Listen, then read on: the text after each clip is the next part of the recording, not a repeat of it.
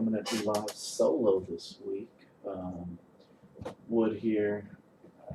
Gotta call this a quick hit since it's just me. Try and maybe do this more often if we can't get everybody together. Gonna break down the playoffs. Go through the teams, their chances of making it, and what I think, what the outlook is, and break down some of the recent trades. So let's start off with our fearless leader, our commissioner, our 9-0 perfect record team, Tico. He is 9-0. He has the most points in the whole league.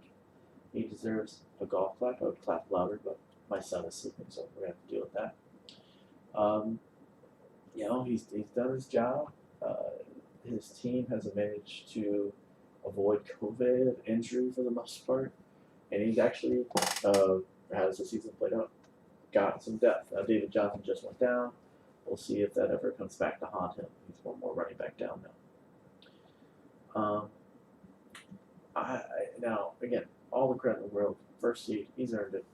But I'm calling Tico's team the boom or bust. Now, I didn't bust, but I have to do like quotation marks here. His bust is 220.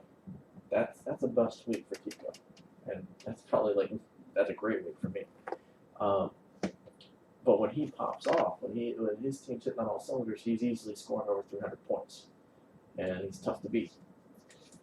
The reason I bring that up, and it's going to transcend into my next point, is Bankhead, on the other hand, our number 2 seed most likely, is Mr. Consistent. His team has averaged about 250 points, maybe a little bit under the past 4 weeks, right around that number every time. He'll probably get a bye.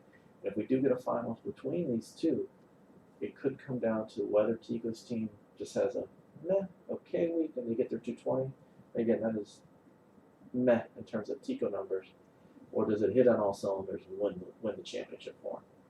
So I think that might play a factor because it seems like Bankhead's team is going to be in that 250, 260 ballpark. Which version of Tico do we get? Because while 220 can beat me, can beat Shawnee, can beat all these other teams, can it beat Bankhead? I don't think so if it's only the 220 mark. Leads me to our current third place team, Osmo. He's the wild card right now. He made a couple moves, not going to cover them this episode, but he made a couple moves mid-season. They're still coming back from injury. His numbers have fluctuated. There's been weeks where he's gotten in the high hundreds, like 180, 190, which is not great for a playoff team. But then there's other weeks where he, takes in the towel and smashes the opponent. I think he could play an upset role if he gets, hot, if his players start clicking. But he's a true wild card. He could easily get smashed by, and when I say get smashed, I'm talking about by one of the championship team caliber. You can get, not talking like the lower half of the league here. He could get smashed by them, or he could easily smash them. He is a wild card team, but whereas Tico has a much higher floor, I would say, is the difference right now in Tico and Osmo's team. Osmo can beat Tico. He can beat Bankhead. He could beat anybody, but he's got a much more bigger variance so far. And we'll see if those new additions, once they start coming back from injury, can help him make easier roster calls on the day of. And the last of the big four, Egask. I think we all kind of thought he might be contending for a bye, but man, we talk about the Jared curse, man. We might start talking about the Egask curse in terms of matchups. Egask had there's a reason there's a shit symbol next to it. It's points against. Toughest matchups throughout the year. It seemed like he kept getting everybody's best shot. And his team has been a little bit unpredictable as well. I say he mirrors a little bit more Bankhead. It has been, in the point totals, it's been relatively the same, but it's been coming from different sources. And we'll see. He has a couple, studs. Obviously, not a couple. He has all these top 4 teams have studs, but his team, I think, needs everybody to hit for him to do well. I know right now he is second highest in points for as well, but that just speaks to it. He has not been dominating opponents. I think he's been unfortunately he's had some bad luck. I don't know, man. It's just the way 2020 is going. It just feels like he's gonna come up against somebody and lose by 2 points. That's just my gut feeling. It's like he's gonna lose a nail biter. Um, I'm basing that just on what's happened this season with the teams and not how his team's actually doing. But any four of those teams, I feel like have a real shot of winning. They all put up. They can all go over 300 on any given week for the most part. But that brings us to our challengers. So there's 2 more spots in our playoffs. Let's bring it on down. We'll start off with Marin. I did this by percentages. I think Marin has about an 80% chance. He only has one tough opponent left, which is Ozzy.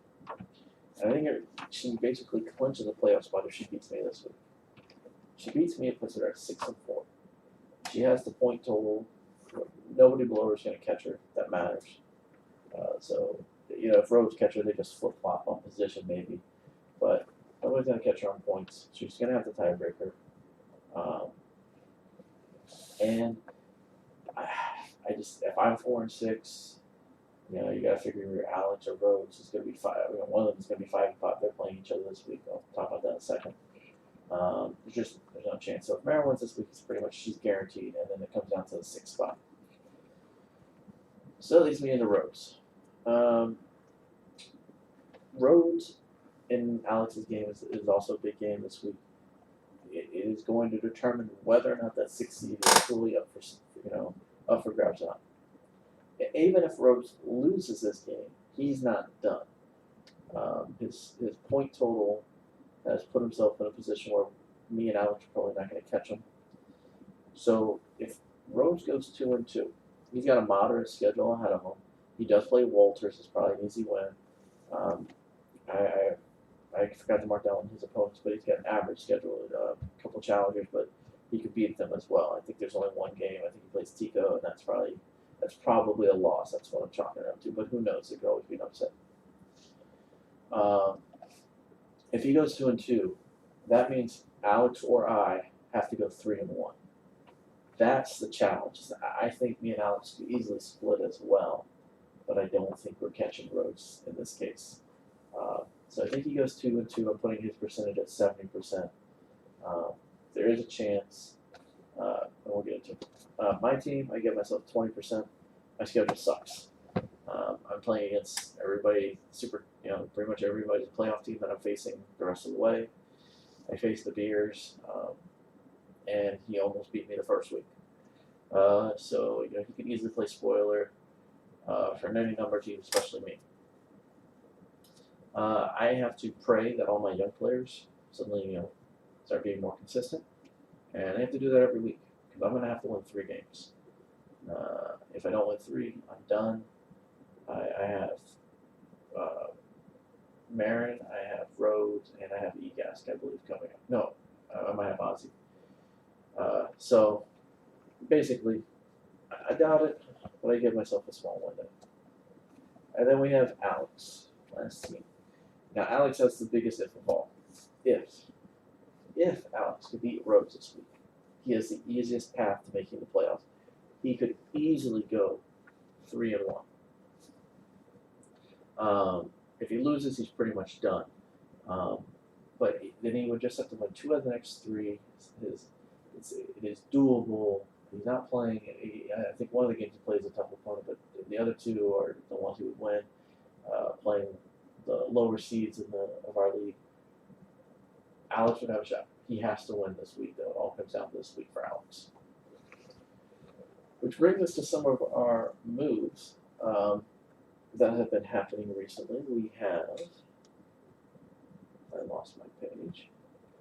First up, we had a move. Shani and Alex made a deal, so Alex shored up some of his receivers, adding Travis Fulgham from Philadelphia and getting Johnson, a little bit lesser, I would say, of Derwin James. Maybe I think Derwin James out for the season, so getting a little bit more immediate help and giving up 20-21 seconds.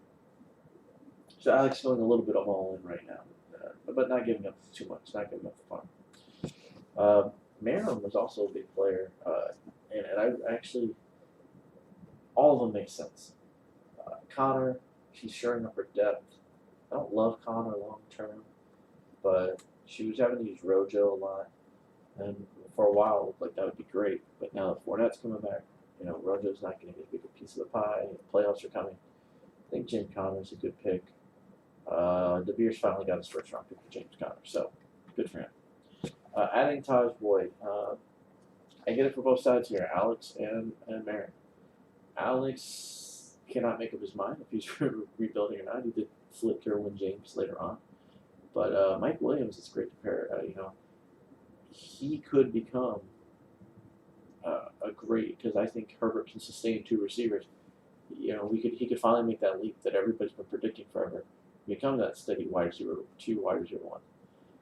But Marin flips him and gets a more for sure right now Taj Boyd, who's putting up solid numbers. I believe wide receiver two numbers off the top of my head, and taking that more for sure, like she can use him in the playoffs this year.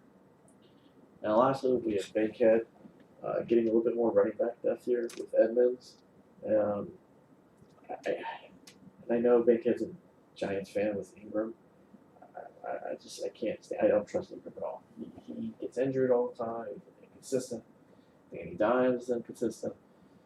Shawnee gets another pick. Yes, it's 2 years away, and he gets Goddard. I know he's a Philly fan, so I think he's a Philly fan.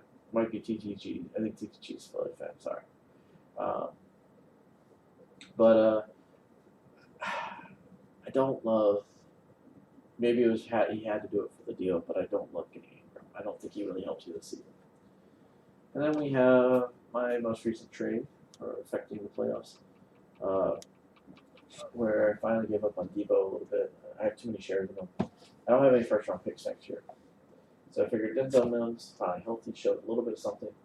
He could maybe replace Slayton, since Slayton's been, Danny Dimes struggling. It's harder to depend on Slayton. And maybe, I have two more bullets in the gun, so to speak, with Campbell and Edwards. Edwards getting tough snaps there. I'm hoping finally he does something. Campbell looked good for the 10 minutes he was on the field. And Debo is a stud. I think he could be a solid wide receiver one or two. But Ayuk looks good too. And I don't know if Jimmy G or whatever quarterback there can support two receivers. So, and Kittle will be back as well. So, pretty much going to wrap it up. I really think I'm going to end up, unfortunately, in the 7th spot. I don't know. Unless Rhodes suffers a pretty bad injury here, I just don't think I'm going to have enough ammo to get over the top. Some of my scores hurt me. Look forward to the playoff run. I'll try to do these a little bit more often, even if it's just me solo. And this is me signing off.